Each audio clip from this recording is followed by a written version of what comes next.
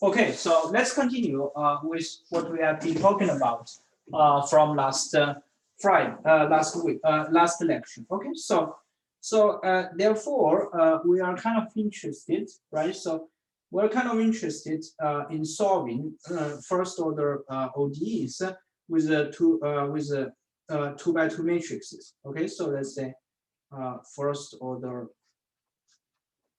systems of ODEs, right? So this kind of equation, and they are homogeneous. Okay, so if you have these properties, then the equation is taking the form x dot is equal to a multiplied by x, right? So that's kind of the first order ODEs that we've been talking about since last lecture, right? So this lecture. Now, last time we have been okay. So this is an equation like the vector matrix notation, right? So in a general, or a classical notation, you're going to set the x. Okay, just to remind you that x is equal to x1 and x2, right? So and then in that case, the a is probably just equal to a, b, c, d. Then you're just looking at this system of equation, which is very simple. So that's ax1 plus bx2, and x2 dot is equal to cx1 plus dx2. So that's kind of very simple equation that you would like to study in this argument. Okay. Now what we have been trying to say is that you can use the method of characteristics, but it's very similar. You're going to just set x of t is equal to let's say e to the power of rt multiplied by some vector x. Is that good for everybody? Okay, so this e to the power of rt stuff is the same thing as the characteristics. So what you would like to do is that you put this back into the equation. So the x dot of t as just the re power rt, where you don't have to change the vector x because this is a constant vector. And this is going to be equal to a multiplied by e to the power of rt multiplied by vector x. So the e to the power of rt is going to cancel. So basically, you end up with the relation that a of x is equal to r of x. Is that good for everybody? Okay, so this is the like the eigenvalue eigenvector equation. Okay, so this is like the eigenvalue eigenvector equation, right? So it's eigenvalue eigenvector equation, which means that you just have to solve for the eigenvalue. R is the eigenvalue and x is the eigenvector. Is that good for everybody? Okay, so once you know that, the procedure, okay, so let's say, right? So the procedure is going to be standard.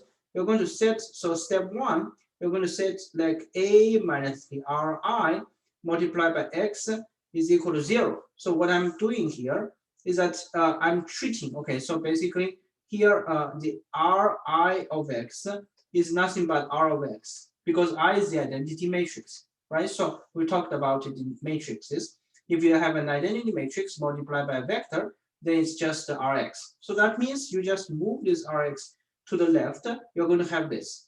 Now the second part, once you know this, it means that you know the determinant. So this is like the standard procedure to calculate eigenvalues.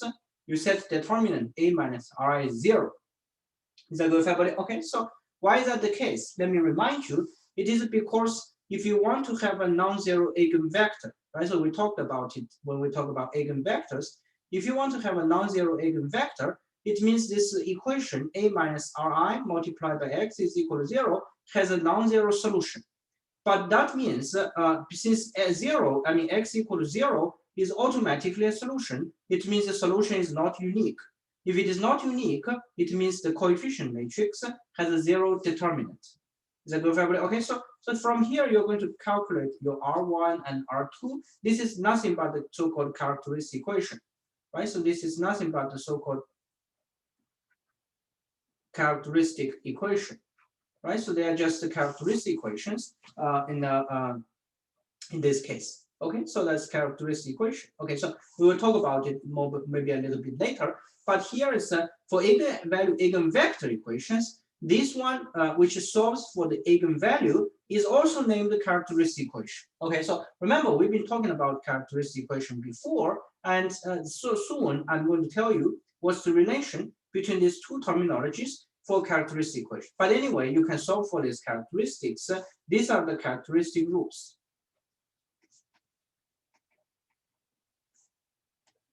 Right, so these are the characteristic rules. As long as you have these characteristic rules, you're going to have a solution. So in that case, we talked about like if R1 and R2 are two real solutions and they are distinct, R1 is not equal to R2, then you're going to say that the solution is going to, so for R1, okay, so for R1, you solve for X1, which is a vector. For R2, right, so you solve for the eigenvector, which is R2, so that the general solution, okay, so the general solution, right, so the general solution is just given by x of t is going to be c1 e to the power r1 of t multiplied by the first vector plus c2 e to the power r2 of t multiplied by the second vector.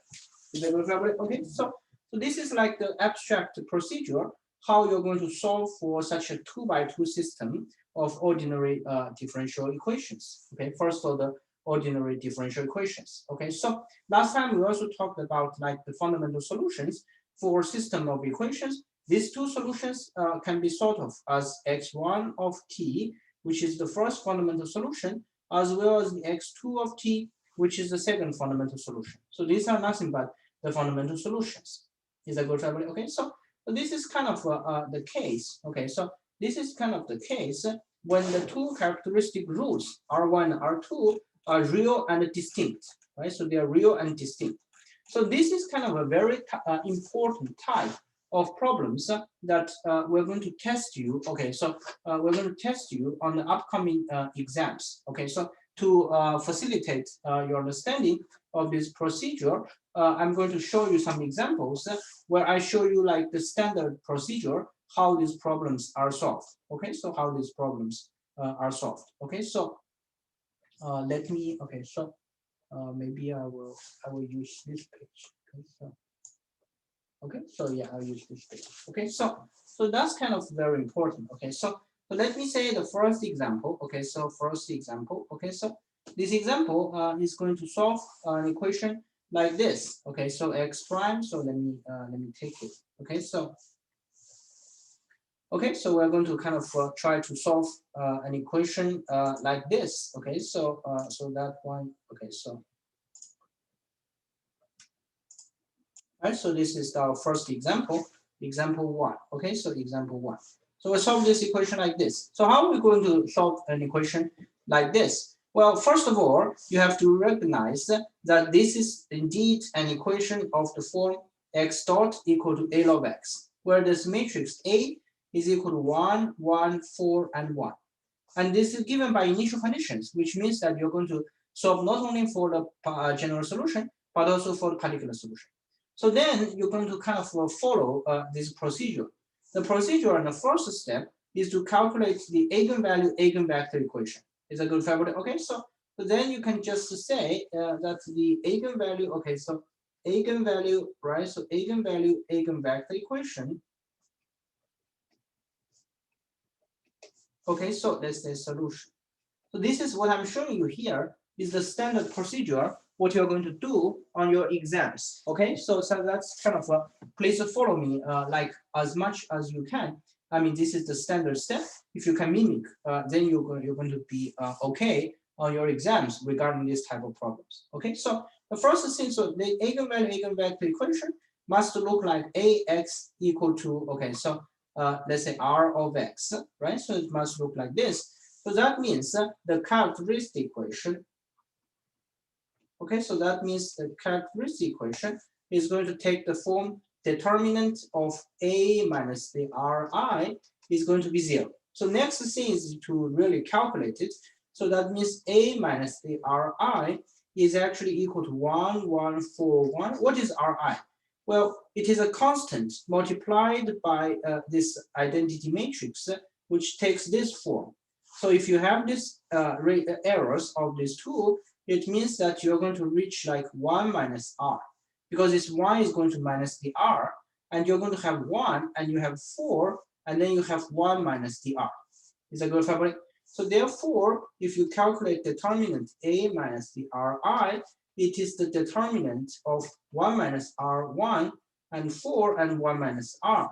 So you calculate the determinant of this matrix is 1 minus R squared minus 4. So that's R squared minus 2R. Okay, so plus 1 and minus 4, right? So you're going to have plus 1 minus 4, but then you don't have too much like this. It's just a minus 3. And this can be decomposed as R minus 3 multiplied by R plus 1. Is that good, family? Okay, so that means if you set this to be 0, you're going to have the characteristic roots. Right, so you're going to have the characteristic roots are going to be R1 is equal to 3 and R2 equal to minus 1. Right, so this is kind of a real eigenvalues and distinct. Okay, so the characteristic roots are nothing but the eigenvalues. Okay, so that's kind of what you have so far. So therefore, your next thing is to look for eigenvectors. Is that good, family? Okay, so let's say eigenvector. Okay, so eigenvector. There are eigenvectors corresponding to different eigenvalues. So we're going to say that eigenvector x1 corresponding. Okay, so corresponding to R1. R1 is equal to 3. So you're going to solve for this x1, which is the first eigenvector. So what you're going to do is that you're going to set ax1 is equal to 3 times x1 because the first eigenvector is x1. I mean, first eigenvalue is 3. Now, once you have this, you're going to kind of work through this 1, 1, 4, 1, right? So this is the matrix multiplied by x1. So x1 will have 2 components. Is that good, family? Okay, so the 2 components can be denoted as x11 and x12, right? So that's going to be equal to 3 times x11 and x12. Is that good, family? Okay, so you're going to solve for a vector that satisfies this equation. Now that means you're going to have x11, okay, so plus the x12 is equal to 3 times x11 and 4 times x11 plus the x12 is equal to 3 times x12. So what does this tell you? Well, it tells you that x12 is equal to 2 times x11, right? So the first equation is just giving you this. The second equation is just giving you like 4 times x11 is 2 times x12, which is the same thing as the first equation, right? So these 2 equations are the same.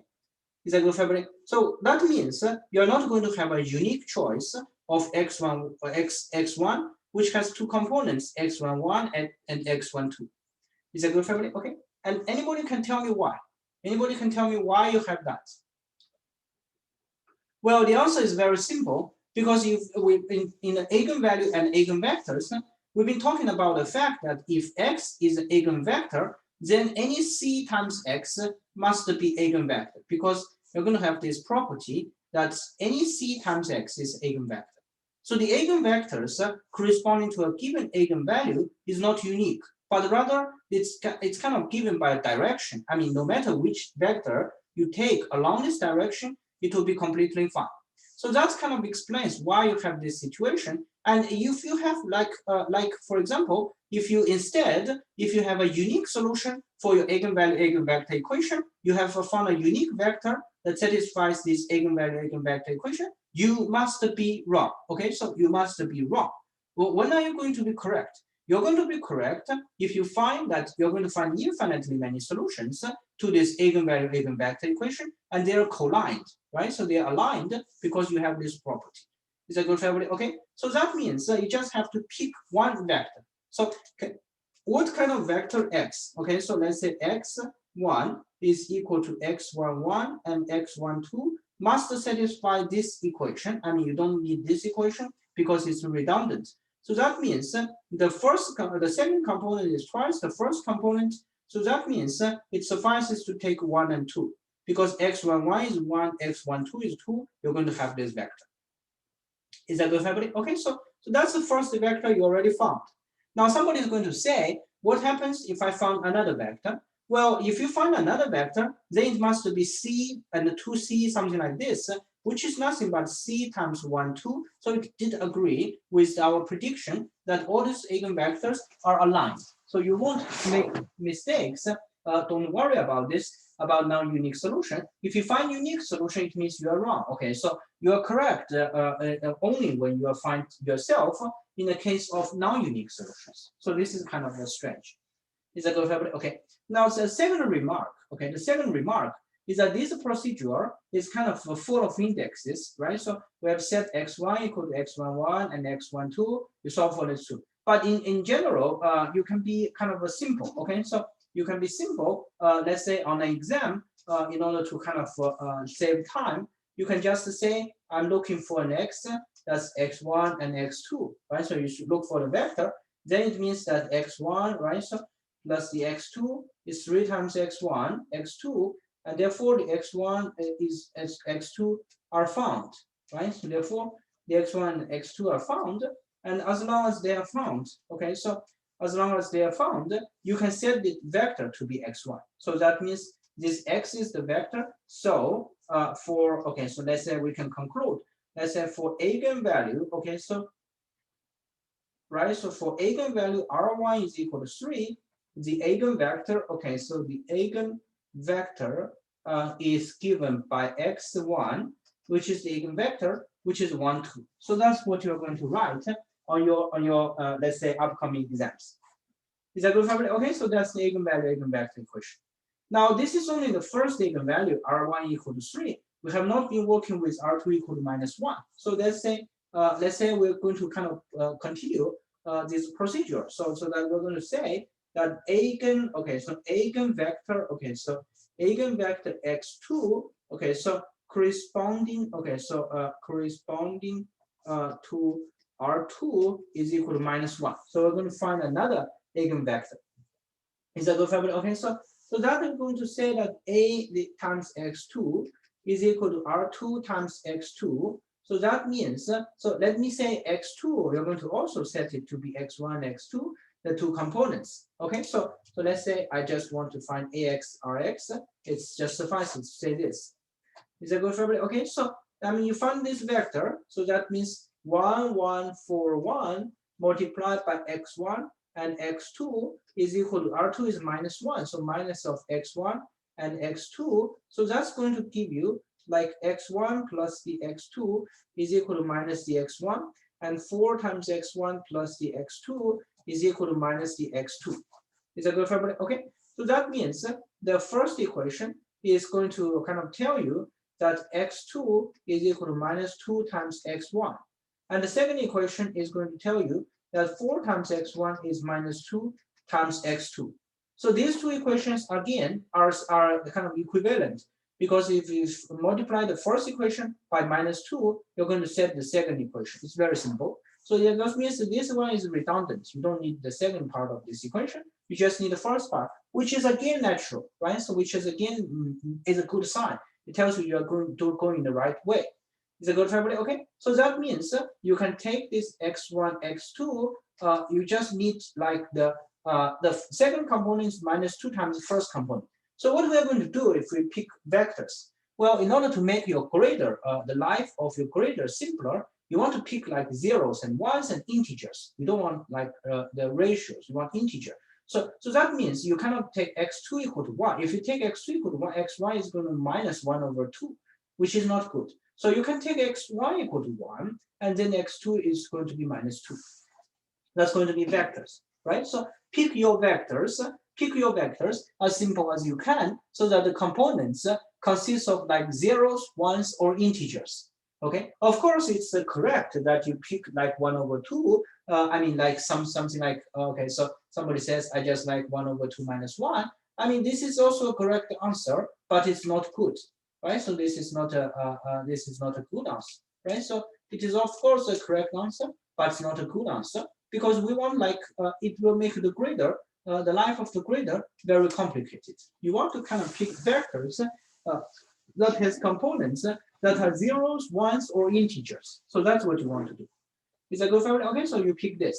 Now, as long as you have this, it means the second eigenvector. So our conclusion is that the eigenvector, okay, so eigenvector, okay, so corresponding to, okay, so corresponding to eigenvalue, right? So the eigenvalue R2 is -1 is given by, okay, so is given by x2, right? So the second eigenvector is equal to 1 and -2. So that's the second eigenvector. So these are the first and second eigenvectors. Now that means you can combine them. So that means the general solution, okay, so right, the general solution is going to be given by x of t. Remember, it's a c1 e to the power of r1 of t, right? So what is r1? Well, the r1 is equal to 3. So that means e to the power of 3t multiplied by the first eigenvector. Okay, so what's that eigenvector? Well, we found it, right? So it's 1, 2. So that means this is 1, 2 plus c2 e to the power minus t. Remember, the second eigenvalue is equal to -1. So minus t multiplied by the eigenvector, right? So multiplied by the eigenvector is 1 minus 2, 1 minus 2. So that's going to be the general solution. Is that good for everybody? Okay, so the general solution is actually found, I mean, in terms of coordinates. Okay, so in terms of coordinates, it just says that x of t is equal to x1 of t and x2 of t. And this x1 and x2 is nothing but c1 e power 3t plus c2 e power minus t. And x2 of t is 2 times c1 e power 3t minus 2 times c2 e power minus t. So that's going to be solution. It just makes use of a little bit of your vector calculus, right? So the vector matrix notations that we've been talking about in our linear algebra lecture. Is that good, Fabry? Okay, so you have this. Now you want to also find the particular solutions, because the problem here is for the particular solution. So you have to find an initial condition. X0 is 1 minus 4, right? So that means, let's say x0, okay, so x0 is 1 minus 4. So how do you pass from the general solution to the particular solution? Well, you're going to set the initial conditions. So that means the x of t, you're going to find a c1 and c2, but if you take t equal to 0, you're going to have c1, 1, and 2 plus c2 multiplied by 1 and minus 2. So that's going to be like c1 plus c2, 2 times c1 minus 2 times c2, right? So this vector is going to be given, okay, so it's going to be given by 1 and minus 4. So that means you're going to have c1 plus c2 is equal to 1, and you're going to have c1 minus c2 multiplied by 2, right? So it's going to be minus 4. So that means, I mean, for the second equation, you can divide by 2, okay? So you can divide by 2, you get minus 2. So therefore, it's going to tell you that c1 is equal to, you sum this 2, then you're going to have minus 1 over 2, and you have the c2, you subtract this 2, then you're going to have 3 over 2. So that's going to be your c1 and c2. So therefore, the particular solution, okay, so you're going to reach a particular solution, okay, so you're going to reach a particular solution is going to be equal to the x of t is equal to like minus 1 over 2, right? So minus 1 over 2 is the first component, and then e power of 3t, don't forget this, right? So multiply by 1 and 2, right? So multiply by 1 and 2, and plus the c2, okay? So plus the c2 is 3 over 2 e power minus t multiplied by 1 and minus 2. So that's going to be your particular solution. Now somebody says that, well, this particular solution looks very strange. It's kind of like they have vectors in it. So in terms of components, okay, so in terms of in components, you're going to just say that the x of t is equal to x1 of t and x2 of t, right? So the x1, x2 are nothing but 1/2 e power 3t plus 3 over 2 e power minus t. And the second component is like 2 over 2 is, so that's minus e power 3t. So like this is going to be 3. So that's minus 3 times e power minus t, that minus 2 are going to cancel. You're going to just have this. So that's going to be your particular solution for such a system of ordinary differential equations that is of first order. Is that good, family? Okay, so that's going to be the system of particular solution of your first order equations, I mean of this order. Is that good, family? Okay, so now if you look at this solution, okay, so if you look at this solution, you're going to see that the x1 of t is a function of t, and the x2 of t is also a function of t. Is that good, family? Okay, so it's also a function of t. Now that means, okay, so that means we're going to have the following picture. Okay, so Suppose you're having an initial condition. So this is a little bit abstract to understand, right? So, but it's good. Okay, so let's say initially you start from 1, 4. Okay, so that means 1, 4 maybe is kind of let's say somewhere. Okay, so here is 2, but maybe let's say if it is 4, then you probably start from somewhere. Is that good, right? So start from somewhere. Now, if you start from somewhere, that's x1, x2 of t. So that means, okay, so let me use this. Okay, so that means at every time t, you're going to lie on a point in the x1, x2 plane, where the first coordinate is x1, second coordinate is x2. You're going to lie on a point in the x1, x2 plane. Now, as t varies, the point is going to move. And when it moves, it's going to give you, like, it's going to lead a trajectory. Is that good, family? Okay, so now the trajectory picture, why it is like this? Well, remember, the x1 and x2 satisfies such a property that the eigenvalues, right? So if you look at this picture, okay, so if you look at the solution, the eigenvalues satisfies the following property, that one of them is positive, the other one is negative. So this e power 3t is going to kind of make the x's, x1 and x2 larger, and e power minus t is going to make the eigenvalues, the solutions smaller, so that the two eigenvalues are the different, that they are of negative signs, which means that you're going to have the following scenario. Let's say if you're on a certain domain like this, then if x1 and x2 is increasing, right? So in one direction, right? So, and then it's kind of, if you start from here, then attraction, right? So this attraction is going to make a dominant rule. Your solution is going to be attracted to 0 and then repelled from 0. Is that good, everybody? Okay. What are these two vectors here? Well, the two vectors here are going to be simple because one of them gives you the direction of x1, the other one is direction of x2. Okay, so if you kind of look at these two solutions, there are 1, 2, and 1 minus 2. So as long as you have 1, 2, 1 minus 2, this vector. Okay, so let me draw a picture. Okay, so this vector is given by 1, 2, right? So and this vector. Okay, so this direction is going to be given by like 1 minus 2. Now we know that in the 1, 2 is the eigenvalue. Okay, so it's the eigenvector, right? So that means along this 1, 2 direction, the eigenvalue is e power 3t. So the solution is going to be extending. As t become larger, e power 3t is going to grow like exponentially fast. And here, this 1 minus 2 corresponds to e power minus t, which means as t goes larger and larger, the solution is going to be more and more close to 0 because it's going to be attracted. Is that good, family? Now, what happens to a general solution? Let's say starting from a general initial condition here, there is a combination of this e power 3t, which is expansion, as well as e power minus t, which is contraction. So that's why you see like the phenomenon like here, like the solution is going to be attracted to 0 and then being repelled from 0. So you can think of this O as a hill, right? So on top of the hill, like our university in Gola, right? So on top of the hill, then there's a wind. When the wind is kind of, let's say this is our university, then the wind is kind of blowing, right? So in different directions, they're going to be kind of repelled from this obstacle, and they're going to move in different directions. Is that good, family? Okay. So in this picture, in this case, we're going to say the origin is a saddle point. Okay, so we're going to say the origin is a saddle point. By saddle point, it means that the trajectory is more or less something like this, right? So the wind is coming and then it's blowing away. The wind is coming and then blowing away. The wind is coming and blowing away. The wind is coming and blowing away. Is that good, family? Okay. In particular, the two eigenvector directions corresponding to the expansion and the contraction directions. Okay, so corresponding to the expansion and the contraction directions.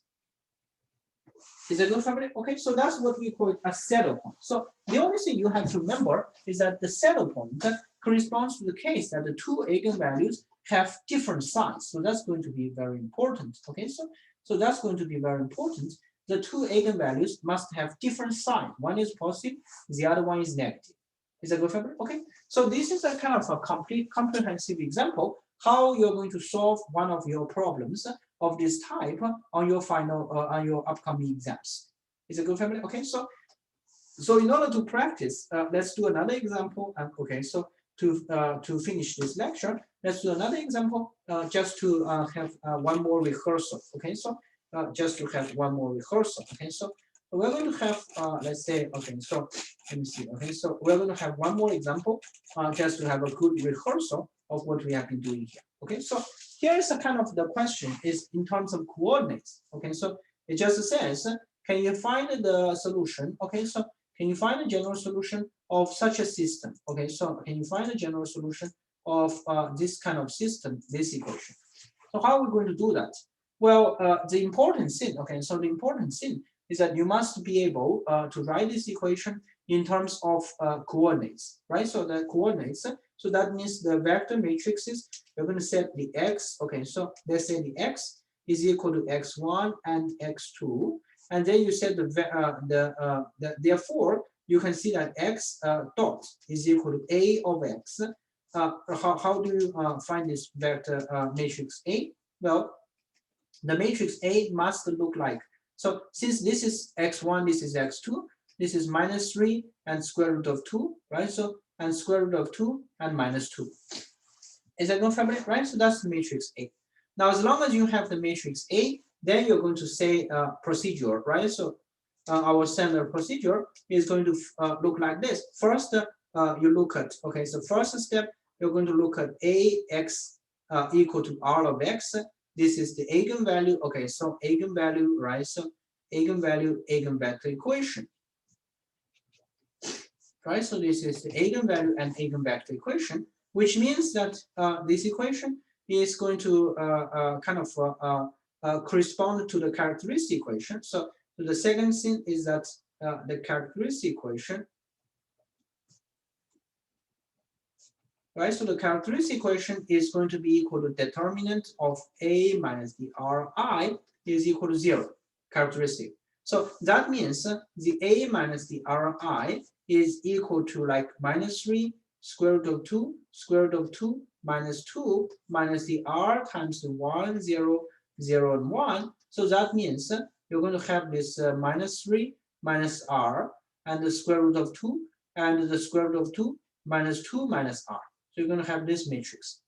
Now, once you have this matrix, you can calculate the determinant of A minus Ri is the determinant of -3 minus R, the square root of 2, the square root of 2 minus 2 minus R. So you calculate determinant.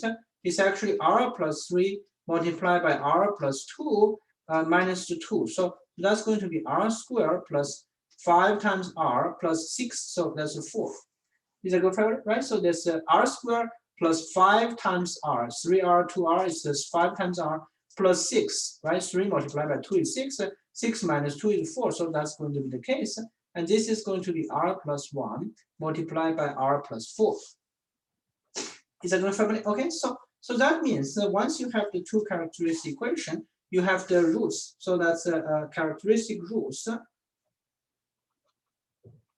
Right, so the characteristic roots, or is nothing but the eigenvalues, right? So are given by Ry is equal to -1 and R2 is equal to -4. They're going to have two eigenvalues. Is that good, family? Then you're going to kind of start your machine to look for the eigenvectors. Is that good, family? Okay, so we're going to look for eigenvector. Okay, so eigenvector is going to be x1. Corresponding to, okay, so corresponding to the eigenvalue, right? So the eigenvalues are -1 and -4, right? So let's say Ry is equal to -1. So how do you find the eigenvector? Well, you're going to look for Ax is equal to minus of x. That's because Ry is -1. So what is your A? Well, your A is going to be equal to this matrix. So that means you're going to have -3 square root of 2, right? So, and then the square root of 2 and -2 multiplied by the x's x1 and x2 is equal to minus of x is minus x1 and minus x2. We have this equation.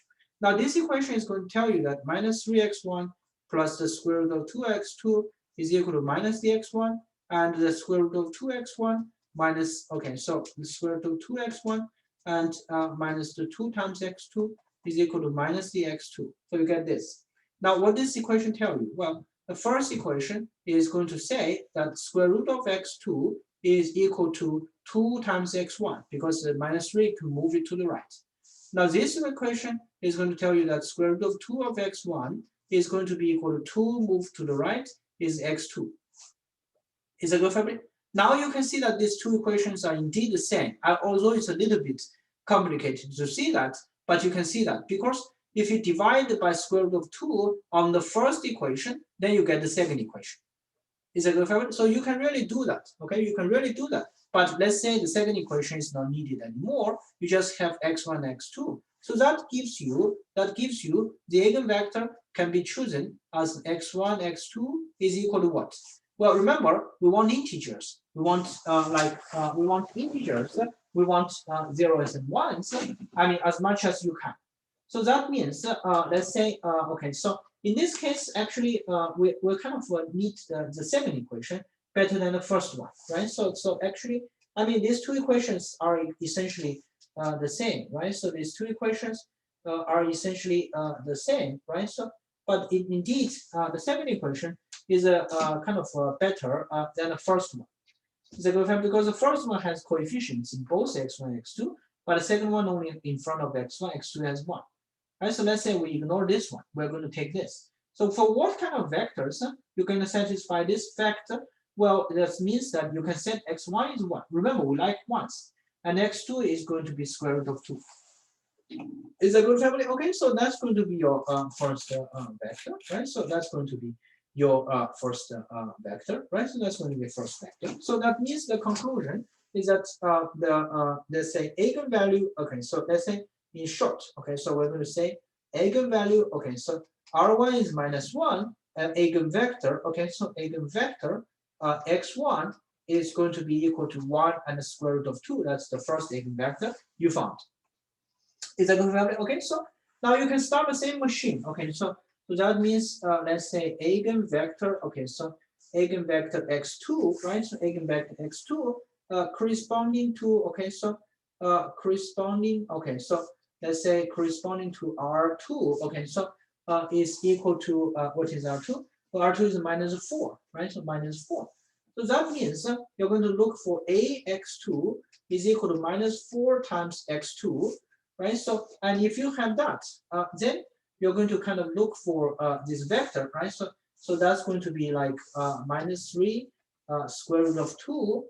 Okay, so and then it's square root of 2 and -2 multiplied by x2 is let's say its components are x1 and x2 is equal to -4 times the components is x1 and x2. So that you're going to have this relation -3x1. Okay, so plus the square root of 2 of x2 is equal to -4 times x1, and the square root of 2x1 minus the 2x2 is equal to -4 times x2. So what does this equation tell you?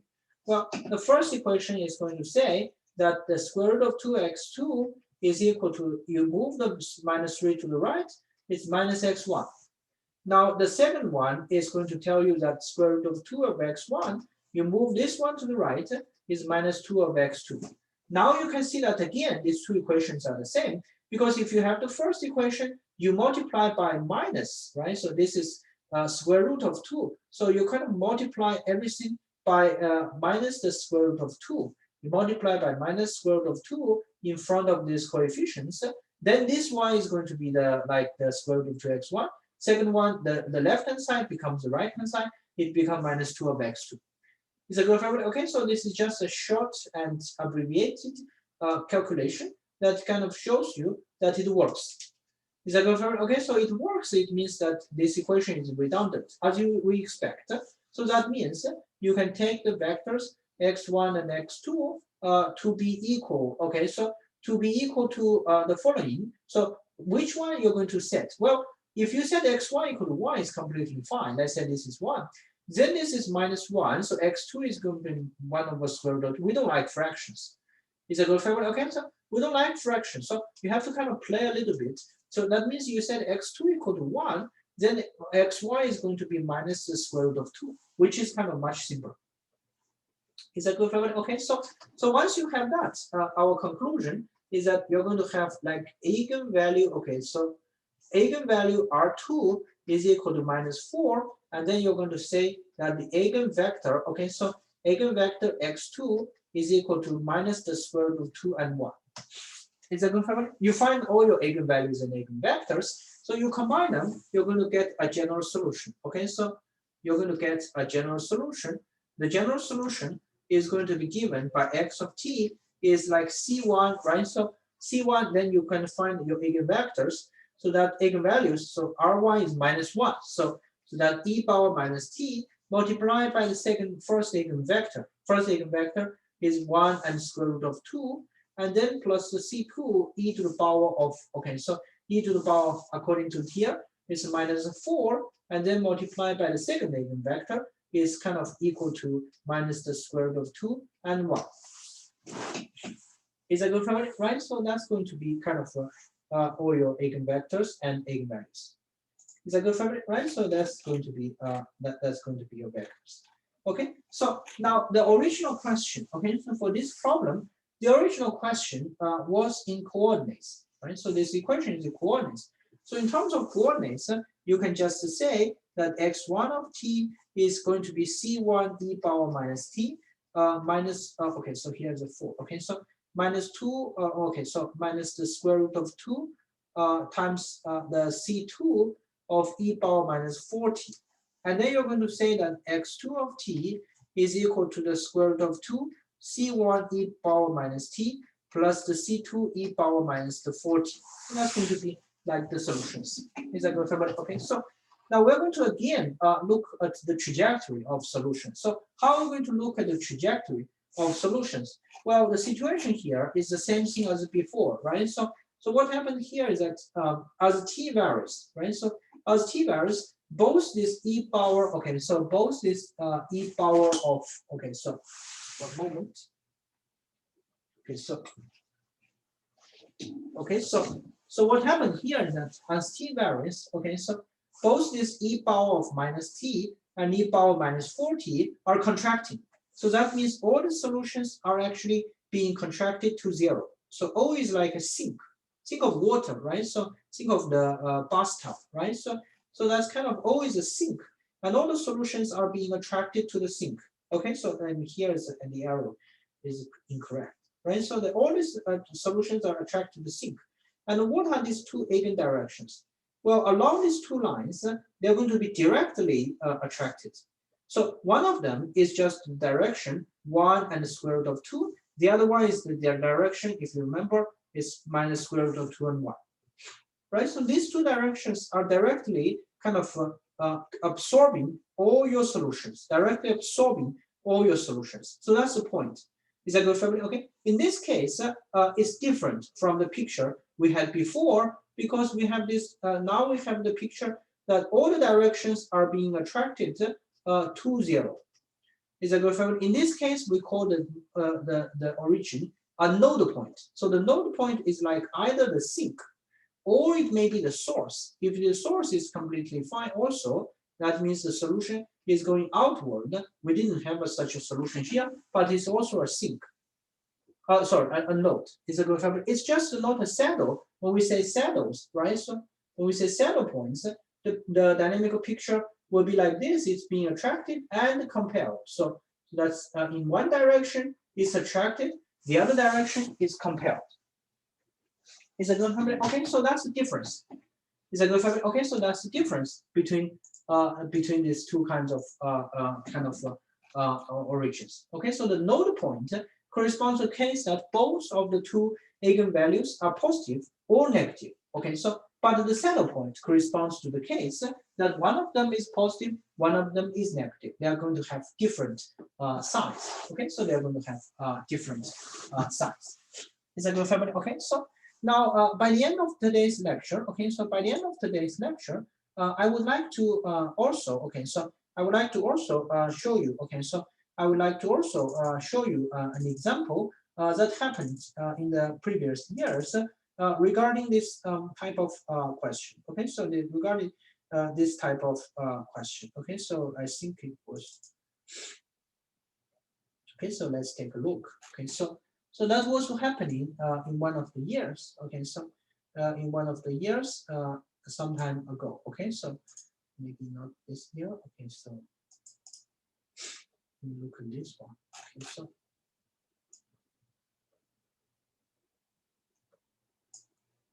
this year, so they both in this one.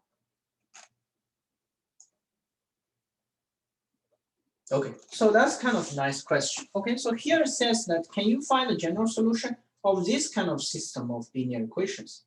So now the problem here, okay, so let me kind of try to explain it. Okay, so the problem here is that if you set the x, let's say if you're going to set, okay, so if you're going to set the x, okay, so